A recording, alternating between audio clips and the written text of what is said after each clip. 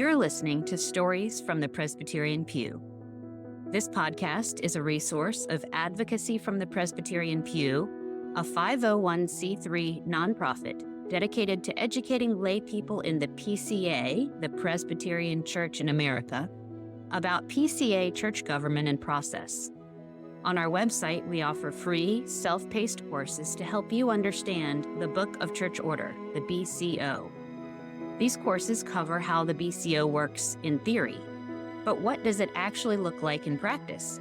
Stories from the Presbyterian Pew gives you an opportunity to hear directly from those who have walked through or observed what happens when the wheels of church process are set in motion. The stories we share are all true and all happened in PCA churches. All names and place names have been changed to protect the identities of the storytellers and others who play a role in their stories. Our goal is to facilitate understanding and awareness. Think of these stories as case studies, embodied and brought alive by the voices of our storytellers.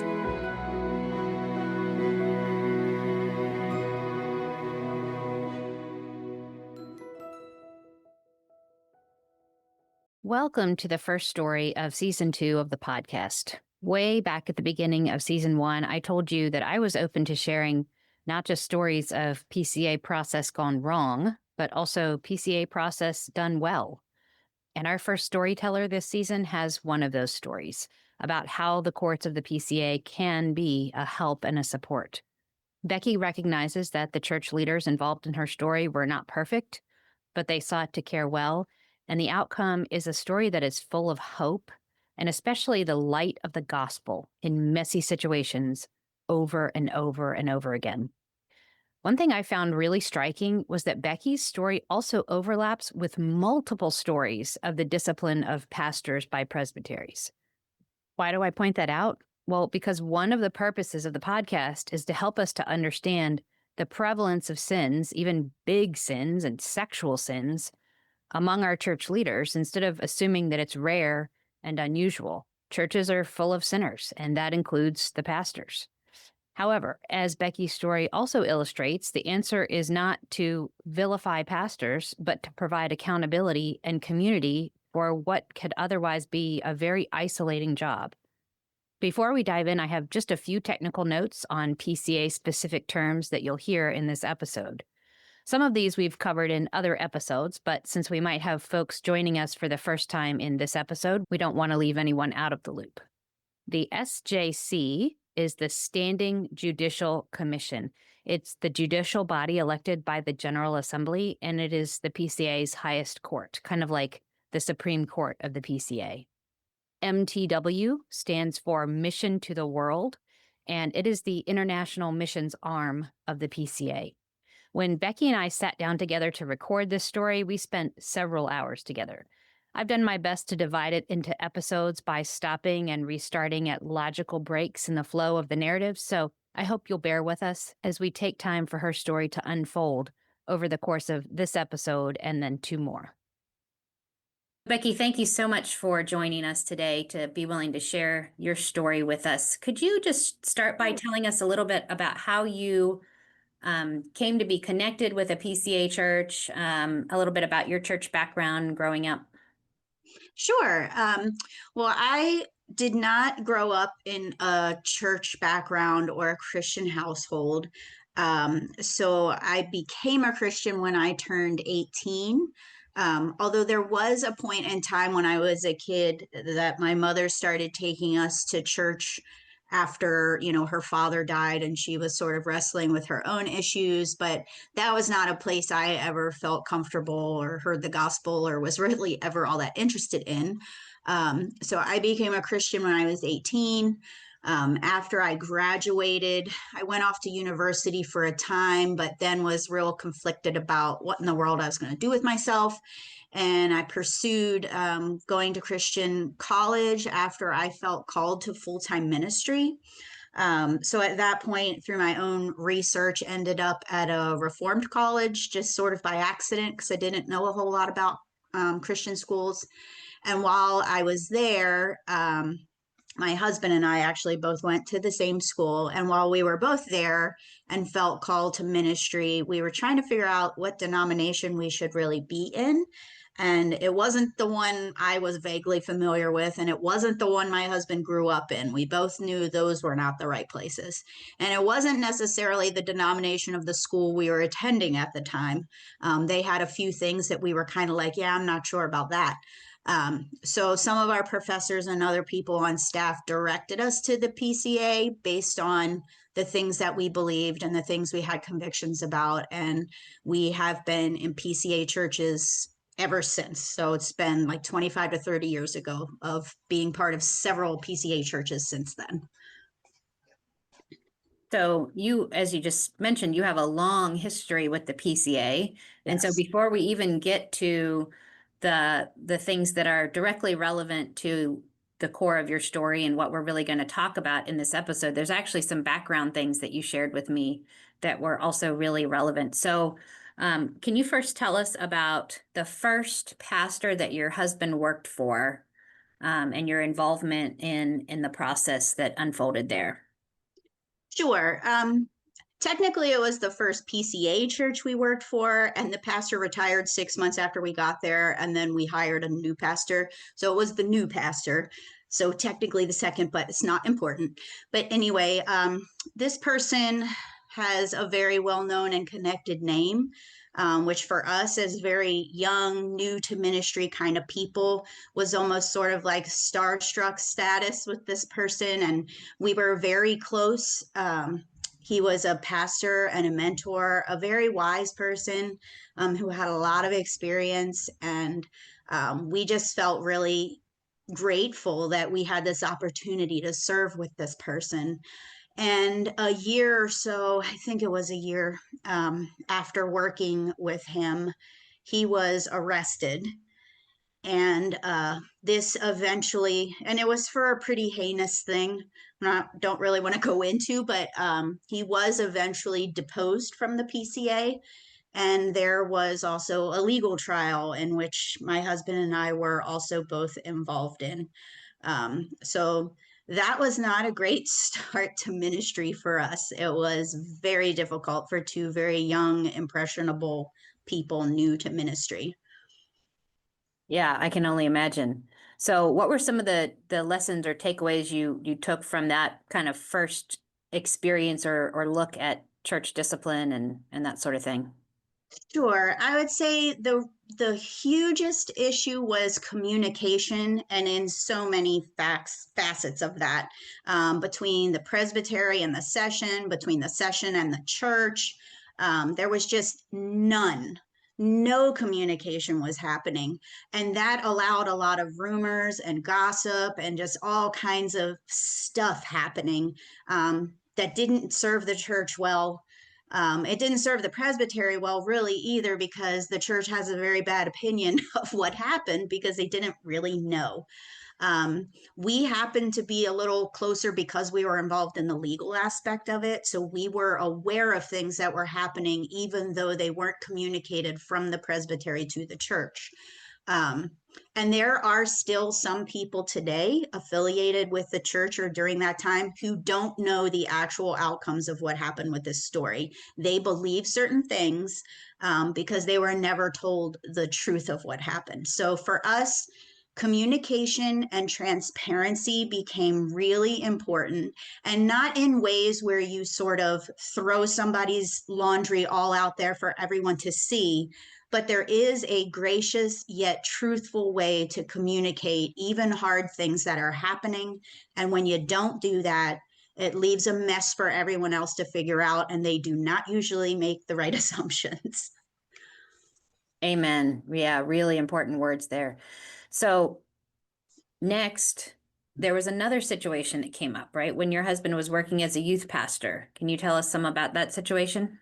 Sure. After we finished working at this first church, we ended up at this next church, and my husband was serving as a youth pastor there. And eventually, through a bunch of circumstances, several staff had quit. The entire session resigns. and the deacons except for one. And at this point, the presbytery has to step in because we don't even have enough elders to be considered a church on its own. And the presbytery did sort of an investigation by interviewing a big group of people from the church, people who were on staff at the time, including my husband and then other people. And through that process, the pastor ended up being brought up on charges by the presbytery. And I think at least two of those charges were specific ones in which my husband was named as someone who was sinned against in things that this pastor had done. So we ended up having to testify at a church trial several months later. That pastor was found guilty and unrepentant, but he appealed that decision to the SJC, which I think you've talked about on other episodes, so people may be familiar with the SJC.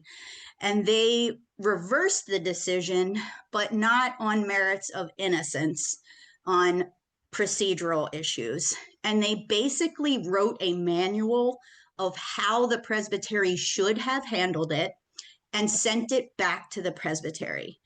And at that point in time, the presbytery could have taken that and then retried the case in the right manner. But this was maybe like a year and a half to maybe almost 2 years later.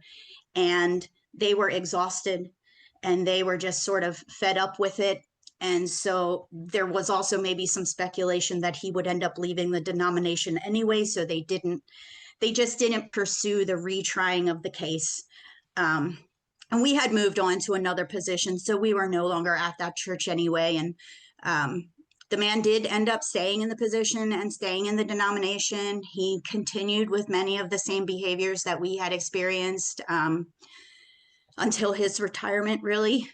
And at some point in time, we received a form letter from him about a year after the trial and the appeal was finished. And it was supposed to be an apology or his expression of repentance, but to us, it was neither one of those things.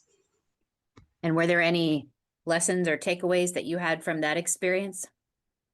Oh, that experience was really exhausting and some of the hardest. And when you hear my story later, you will understand the impact of this statement, but some of the hardest 4 years of ministry we ever endured. To walk through, we were being accused of things that we had not done, and we were being attacked, and it was a really difficult time. I was not well equipped at sort of handling that level of stress. Our kids were small. We didn't live near our families. There was great division in the church over this. So some of our friends remained our friends and some of them turned on us, and it was a tricky spot. The one thing I do very distinctly remember was my husband going to a lot of meetings and this really stressing me out to the point where I would be pacing the house while he was gone until he returned, because I just didn't know what the outcome of this meeting was going to be. And the Lord really directed me to the scriptures at that time because I was kind of losing it a little. And he directed me to 1 Peter chapter 2. I don't remember, it's 20 something, where it talks about Jesus being reviled and accusations being made against him, and yet he did not retaliate. Instead, he entrusted himself to the one who judges justly. And that is a verse that I have clung to many times since then, that it is not something I need to do to defend myself. The Lord fights for me. I don't have to fight. And I can entrust myself to him because he's the only just judge. I don't need to worry about being judged by others. Amen. A good word.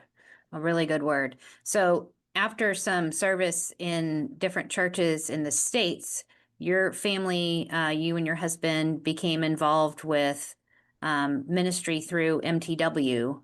And that also it plays an important background role in things that were going on in your story at that time. Can you tell us some about going through that process, going onto the field, and what were the struggles that you guys were facing as you transitioned to that new role? Sure. Um, Being on the mission field was very lonely.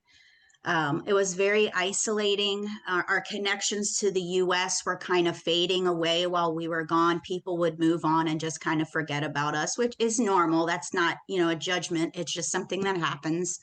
We didn't have a team that we were serving with in our country, so we were there by ourselves. While we did have like a country director, he was back and forth from the US and other fields, so he wasn't always present where we were, and he didn't live in the same area we did anyway. Um, and then we faced a lot of significant challenges within our own family with our children. Our kids were teenagers and they weren't small, so that dynamic was difficult. And there were also things like, deaths in our family back home, or my father in law had cancer and stuff like this that was happening that was just really stressful. And the country in which we lived was a third world country. It did not have access to things like counseling or family therapy or these kinds of things. So there wasn't anything there for us to really get any help while we were in that country. And MTW does have many resources. And I will say that they do a fantastic job at the beginning of really trying to prepare you as best as they can for the mission field because they know how hard it is. And having met missionaries from many other organizations, I will say that the same level of thoroughness is not done elsewhere. Um, but even though they had resources for us, they did not really have counseling resources for our teenagers. There is a level of ministry happening through MTW for missionary kids, but it's not really a counseling resource, or at least it wasn't when we were with MTW. So all of that stuff was kind of compounding. My husband was super busy. He had a lot of responsibilities and pressure, especially being the only one in the country. And he was really trying to adjust and, in many ways, grieve having given up his career as a youth pastor to pursue this calling because he really loved that job and was really good at it. And it was just hard for him to leave that behind and do something entirely different. So then another dynamic that you mentioned facing at this time was your husband's challenges in processing grief and other emotions, especially from parenting challenges. Tell us some about that and how it manifested during this time.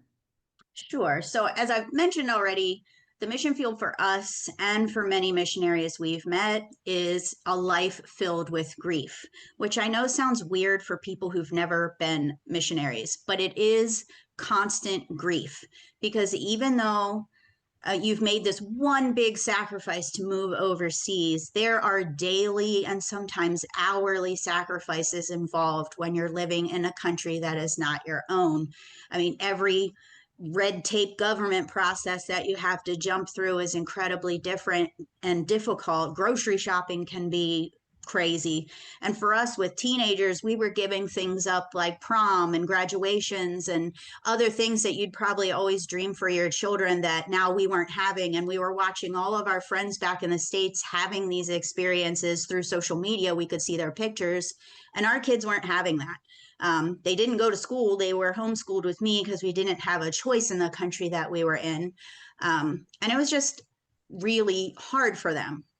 So sometimes in that situation, because you've given up so much, you can start to develop this sort of level of entitlement, which feels a little bit weird, but it kind of works like this. It's like when I go to the grocery store and I'm leaving, I'm like, well, I've given up so many things. I can buy myself this candy bar every single time I leave, or like some kind of silly special way to treat myself every time I'm at the store or every time I go shopping at whatever. And those aren't significant, but it's just sort of a mind shift. I mean, even your children can feel that way when you visit the States. Like there's this expectation that people are going to give us things because they did. And so you can kind of get used to that sometimes. And because you're sacrificing so much, you tell yourself, well, I deserve this because I've given up so many things. So in the middle of that, little tiny things that are just small and probably aren't that important, they become bigger. For my husband, he had also grown up in a Christian environment outside of the PCA that was not conducive to expressing or really even feeling what we consider negative or bad emotions like anger or sadness or grief. Those things were considered wrong for Christians. So there was a lot of shame for him if he ever felt any of those things. And so there was a lot of suppression of those kinds of feelings. So when things were super stressful, all of this stuff is happening on the mission field. Things with one of our children had gotten so bad. They were no longer living with us, but were back in the States while we were in the other country. There was mental health, homelessness, addictions, a big mess. My husband just started to experience deep feelings of grief and sadness and anger on a level that he just couldn't suppress anymore. It was just too big. And so, in the middle of that, he began escaping. Because he just didn't know what to do or how to process those emotions, and he did not really have any tools to do so. And honestly, he didn't really even recognize it's what he was doing or feeling.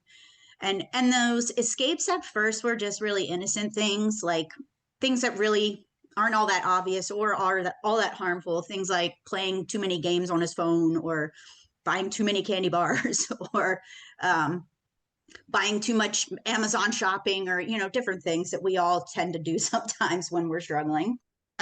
Obsessed with running, just different things like that. So, all while this is going on, still relatively good husband, father, ministry successfully going well, deeply connected to the Lord, preaching on Sundays, consistent devotions and prayer time. I think some people believe that when a man, in particular a pastor, falls, it's when they're low already, or it's when they've had a big failure, or they've been distant from God, they've not been in his word, they haven't been praying regularly. And that's just not the case all the time, and it definitely wasn't in our situation. In fact, success can often be the catalyst that leads to the fall, not the failures or the other things. And that was kind of where we were. That's a really interesting reflection. And I think I'm sure that there are folks who would look back and recognize that that was helpful in their situation too. So after you had been in the country for a few years and then, facing these challenges in country, you came home to the States for HMA, home missions assignment. Could you just briefly tell us what is that? If you're in MTW, what's HMA? Sure. I think in some ways it's designed to be restful, but it's not. It's generally coming home to visit all of your supporters, all of your supporting churches, give updates on your ministry and the work that God has been doing. It's to fundraise if your account needs more money. We thankfully were never really in a position that was financially struggling. But because it was such a short time, usually HMA is at least 6 months, usually a year. We didn't necessarily want to take a full year away. We felt like that was too long and not really necessary. So we only came home for 4 months. But that entire 4 months was my husband traveling every weekend. I think at some point he counted up how many different beds he had slept in during that time of, visiting other churches and staying in people's homes. It was like 47 different beds or something ridiculous like that. So it was being somewhere different almost every single week. At the same time, having to continue homeschooling my kids so that they wouldn't get behind. And it was stressful and exhausting, not really restful whatsoever. So after your 4 months back in the States, you then returned to the country where you were serving. And 2 weeks back, you described it as things blew up. So tell us about what happened. Sure. Immediately upon returning, everything that could go wrong did. Like our appliances, our car, our utilities, like nothing was working when we got back. So the first couple days were very hectic of trying to get all of that stuff taken care of in the middle of a third world country, which just isn't easy to do. At the same time, we were anticipating a team of interns that was coming within days. So we were trying to prepare for them as well. And about this 2 week time period, It was then that I discovered that my husband had gotten involved with a woman in our neighborhood inappropriately through text messaging. Now, without really diving into all of the nitty gritty details of that, here are what I think are the important things to know about that situation. One, it was extremely brief. It was only 5 days worth of texting. It wasn't physical, although the texting was sexual in nature. It did not involve any photos or videos from either side. It was just talking. The woman was our neighbor, but she did not attend our church, and she was the pursuer. The issue is just so much more complicated and complex under the surface. It's really hard to sort of describe everything that was going on. But this didn't have anything to do with a sexual addiction or any of that kind of thing. Now, I say all of those things not as excuses or justifications or because I'm some kind of naive wife or I'm trying to defend my husband or attack the woman that was involved. It has nothing to do with that. I say them because this is the truth. This is the context and the substance of what was happening. It doesn't minimize his sin or his responsibility, but these are the things that are true about what was happening.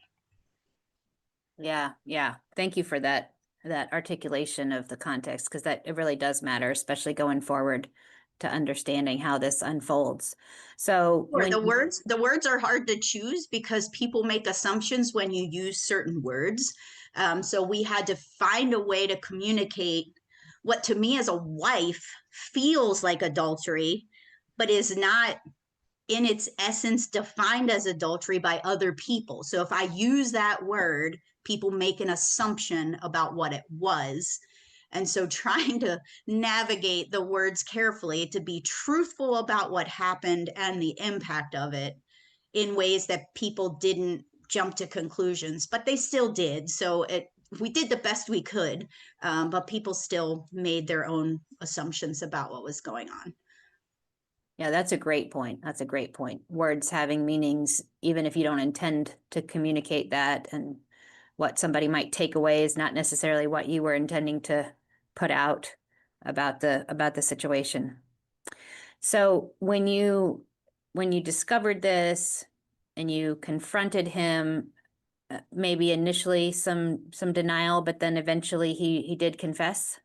Yes, there was a full confession given. It did take some time, but I say time and I mean hours in the same day. It wasn't weeks. It happened that day. It just took some real breaking through the cracks to get it all out of him because he was incredibly ashamed, could not believe that he had really even done that, had been minimizing it to himself for so long, even though it was a short time, but just to even do it in the first place, that it was just hard to get him to say what was really happening. But he did eventually get there. And that was very difficult. And one of the things that it was really striking when you and I were talking about this earlier, you described how his confession had one impact on him and almost completely the opposite impact on you. Can you tell us more about those dynamics? Sure. So, what my husband shared with me was that he felt so free finally after he confessed everything. He had been stuck in this prison of his own creation and he just could not get out of it no matter how hard he tried. And he did try, but he was hiding and these other kind of things, and he felt so trapped. So, his confession, freeing. He felt so free. For me, his confession put me in a prison. Now I was stuck in a place of no longer feeling safe, couldn't trust him. I didn't trust myself anymore. And then I was trapped with all of the images, the words, the reminders, the triggers of the things that he had done and said. And now I was the one trapped. So he got freedom and has been able to, walk forward, leaving all of that stuff behind him. And I've gotten trapped and had to move forward, carrying it all with me. Yeah, yeah, that's really a poignant description. Very helpful to put us in the place of what that was like for both of you. So, as you said, this all kind of unfolded within a matter of hours, all in this one night. So what did you do that first night once the confession was out there, the information was out there? Who did you call and talk to? What immediate steps had to take place? Well, I mean, obviously, once we got through the confession, which was super hard, lots of crying, anger, sadness, all the things. And we were kind of locked in our room while this was happening. And there were people in the rest of our house, including our children. So it was very uncomfortable and weird. Um, my husband knew, he just had this sense, obviously, of how betrayed I was going to feel and that he was going to lose everything in this confession. You know, his marriage, his family, the ministry, our lives were just going to come crashing down. Um, so after we got through that, immediately he called his boss at MTW, and there was no conversation between the two of us that was like, okay, what do we do now? It was just, obviously, we call MTW. We have to tell them what happened. So he did. And his boss and his boss's wife were on an airplane the next morning to come to the country to not just deal with the mess that was now created, but really to shepherd and care for both of us. Um, the next phone call he made was to a good pastor friend of ours who also happened to be on the shepherding committee of my husband's presbytery back in the US.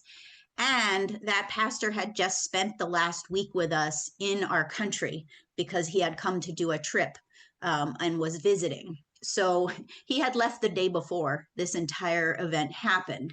Um, and then, oh, and yes, his wife also got on a plane the next morning and came and stayed with me and my kids. Again, I have no idea how we would have survived without her presence there, taking care of my kids mostly because I was a mess. And I'm just really thankful for their friendship and all of that. The third phone call was to counselors at MTW. These are counselors we had already encountered from other MTW events and parts of the trainings and preparations that they do with MTW. So they were resources we were already familiar with.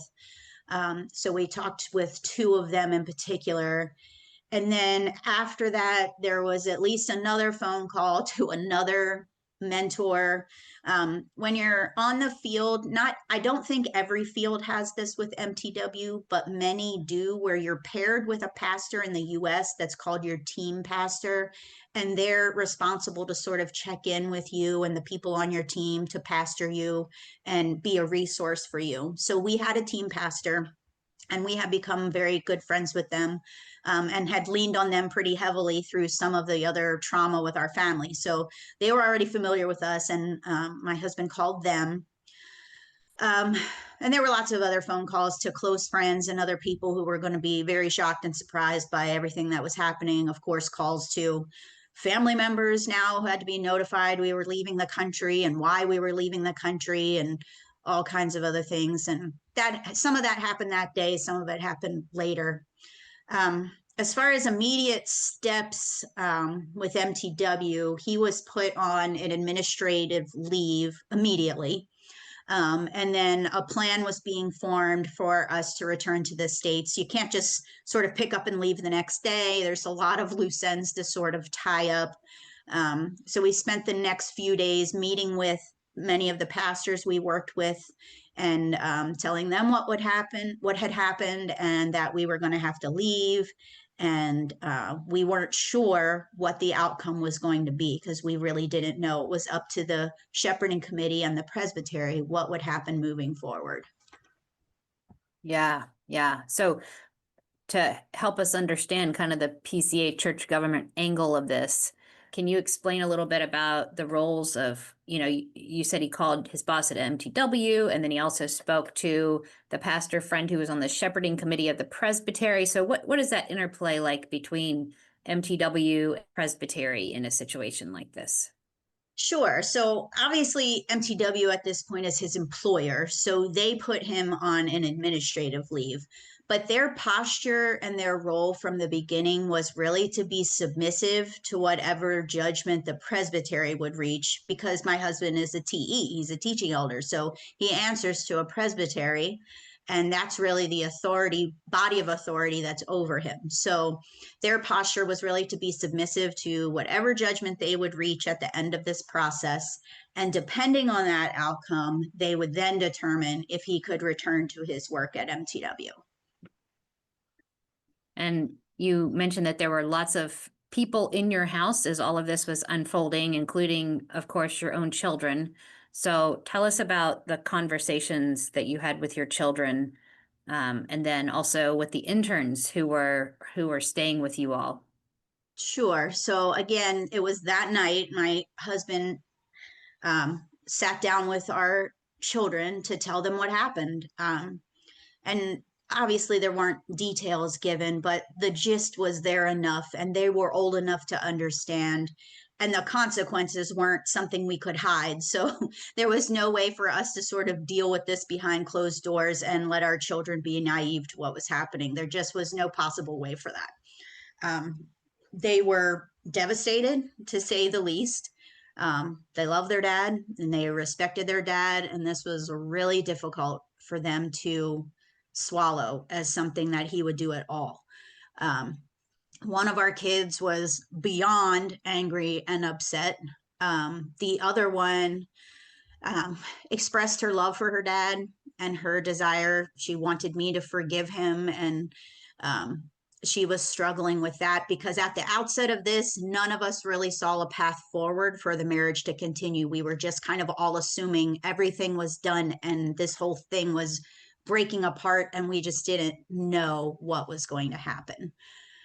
So the next morning, because my husband was on administrative leave, then he was not going to be allowed to speak to the interns. You know, he was kind of removed now from everything MTW wise. And I kind of had to step into that role because there were things that needed to be done before we left. So the next morning, I had to sit the interns down with our boss from MTW. These interns had just arrived there to serve for a short-term season with us, and I had to tell them what had happened and that we were leaving, and basically abandoning them, which was awful. I mean, we felt absolutely awful about it. We knew that the Lord would take care of the situation, and we did trust that, but we felt such responsibility to them, and to have to leave pretty much as soon as they got there. And we'd had all these plans of mentoring them and spending time with them, and just some of them were people we knew outside of this whole experience anyway. So it was just really hard. I feel like the Lord gave me a lot of strength to get through that conversation. I do remember at one point in time, one of the interns is someone who is pursuing pastoral ministry himself. And I used the opportunity to just share what would be important for him moving forward, so these kind of things don't happen to him. Ministry is isolating and hard, and I just wanted him to be careful of that as he moved forward, and to really lean on his brothers for accountability and support. And then we just kind of worked together with our MTW boss to kind of figure out a plan of what was going to happen ministry wise for the rest of their time there while we were not involved anymore. Wow. Yeah. Yeah. It just layer upon layer of heartache and grief and challenge and difficult circumstances that this is all unfolding under. Yeah. So, as you mentioned, you can't just pack up and leave the next day. There's preparation work that has to be done. So as time passes between the night of the confession and then when you actually are able to leave the country, the presbytery is proceeding with the discipline process. Can you tell us some about how that was unfolding?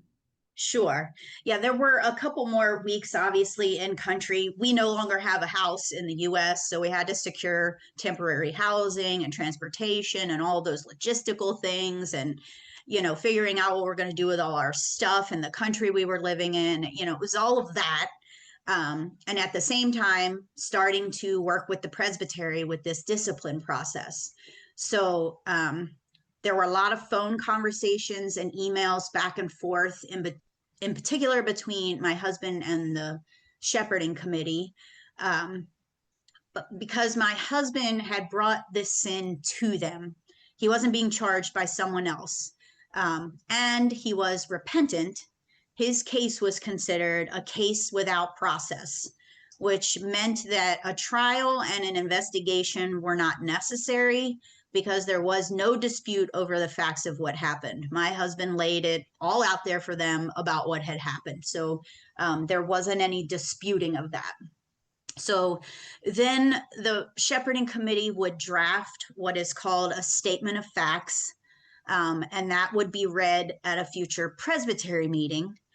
And they set a date to meet with us when we got back to the States to determine what the discipline was going to be.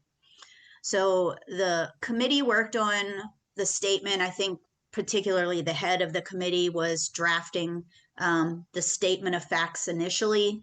And then he sent it to us, both of us, my husband and I, for sort of editing and review, to make sure he hadn't missed anything, to make sure that everything was correct and we agreed with what it was. We made a few very minor corrections and nothing all that significant. Like they knew everything, so it was pretty good. And then that meeting that we met with them was held about 3 weeks after we returned to the States. And you were sharing with me earlier that, as you left the country where you were serving and you returned to the States, you debated about, whether you and your husband should stay in separate places or stay in the same location. Tell me some about what went into that decision. Like, what were some factors that you would want someone in your position to be able to consider? Sure. Yeah, it's an incredibly difficult decision to make.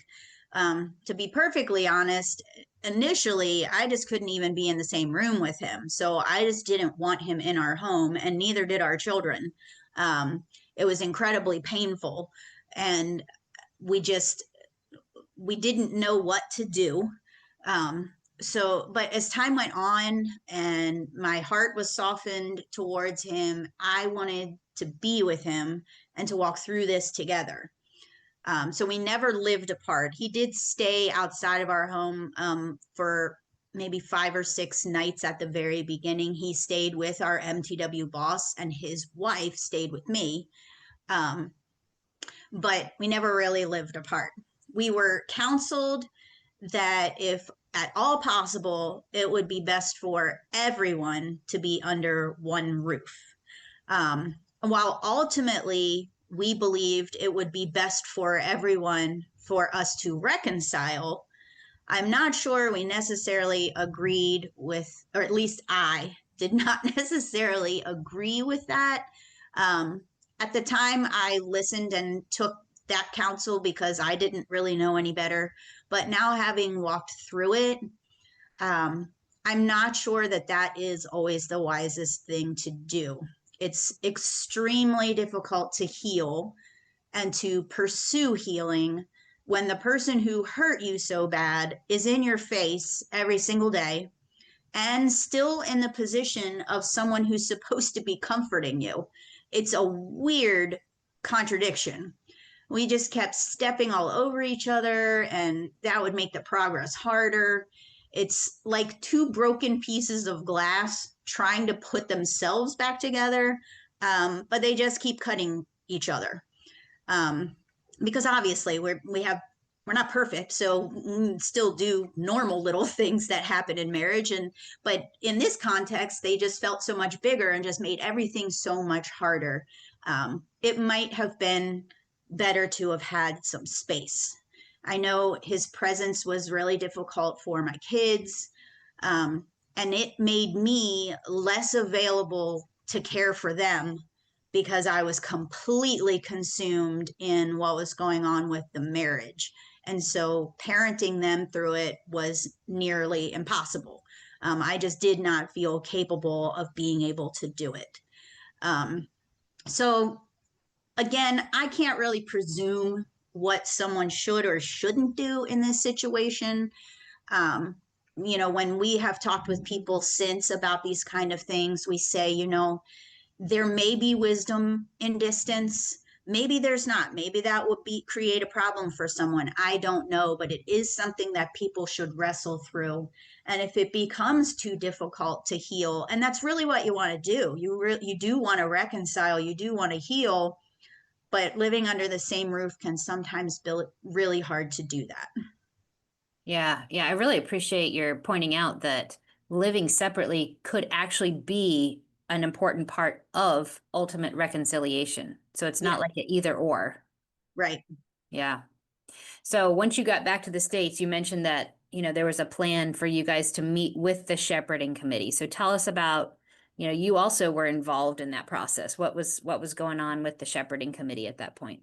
Sure. So previously, my husband was really the one communicating with them, emailing and phone calls and all of that. So when we had the meeting, of course, they wanted me to be a part of the meeting.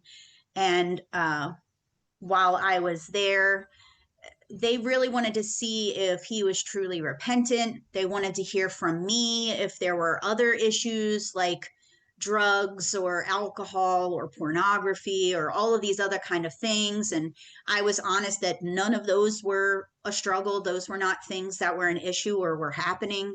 They asked about other things in our marriage, typical things or whatever. But generally, they really were just trying to care for us both and sort of see how we felt about this moving forward. Did we want to pursue reconciling? Did I believe he was repentant?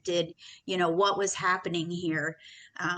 They expressed something that I think was really important in this, and this really was sort of in the background of everything that happens moving forward with them. They felt very inexperienced in this process because every other discipline case that they had been involved with was with an unrepentant pastor who ended up walking away from ministry and their families. So we were really the first case, to my knowledge, and also the only, to my knowledge, that presbytery has had to deal with, in which the husband was repentant and seeking restoration and reconciliation. For now, we leave the story here at the point where Becky and her husband have returned to the States and are beginning the process of church discipline. We'll continue with what unfolded during that process in part 2.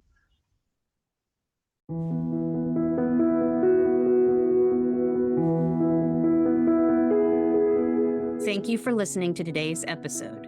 Stories from the Presbyterian Pew is a resource of Advocacy from the Presbyterian Pew, a 501c3 nonprofit. We are 100% volunteer run and 100% donor supported. We want to keep this podcast ad-free, but in order to do that, we need the financial support of listeners like you. To make a one-time or recurring contribution, please visit presbyterianpew.org/donate. If you are interested in learning more about the governing document of the PCA, the Book of Church Order, please check out our free self-paced courses at presbyterianpew.org/courses. And if you have a question about PCA church government or something you have experienced in a PCA church, you can reach out through the form on our website at presbyterianpew.org/contact. Towards hope and healing, I'm Lynna Sutherland with Advocacy from the Presbyterian Pew.